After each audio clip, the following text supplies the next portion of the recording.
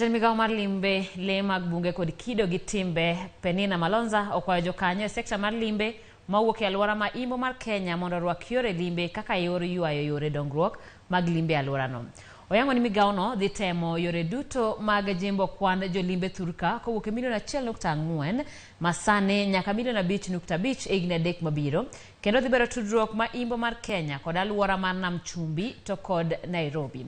Millicent Adhiambo nochopo e nyasi no kendo miyowa kaka weche ne chalo.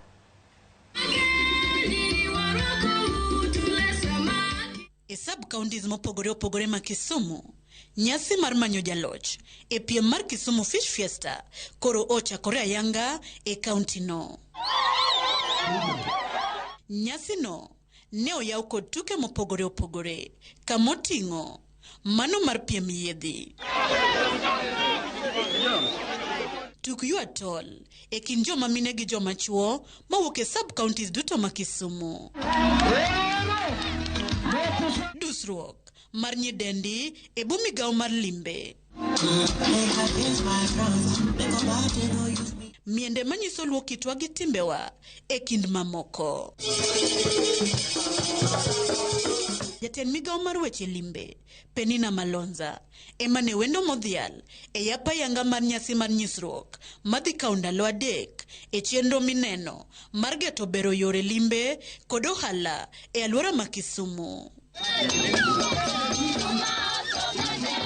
Jatend migao no notiyo kod thuolo no mar diro kuot ne jokanyo e sekta mar limbe e gwenge maimbo mar Kenya mondo oride okanda mar nyoyore limbe e alwora no. There's quite a lot, and I want to tell Kenyans that Kisumu County is prepared. They have quite a number of products that we want to market. As I experienced the water bus, I think it's high time for Kisumu now to connect us with Uganda and with Rwanda through the water bus, which is one product that we're looking forward for.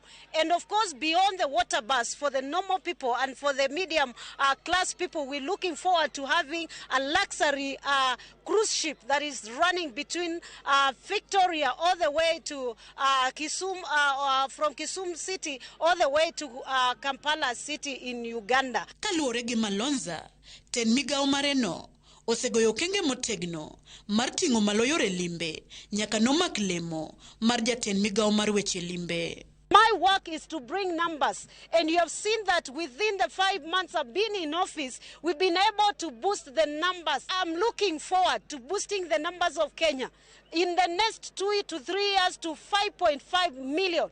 That means Mombasa will not be able to accommodate this 5 million, but Kisumu is another flow. We have now direct flights from here to Mombasa, and we have seen how many tourists are flowing, international tourists. Malonza no kwayo 10 counties mawuok imbo mar Kenya mondo los yore motegno mag bero yore limbe mondo counties mek gi bende oyud thuolo mag yoyo welo e alwora gi ahinya to ka gitiyo kod were mopogore opogore, weche manosir lwedo gi jalup gavana ma Kisumu Dr. Matthew Zowili. This morning you will have a work to dance for our tourists at a pay, not for free. The young men who are doing the tug of war, you will have an activity that is paid out of your talents.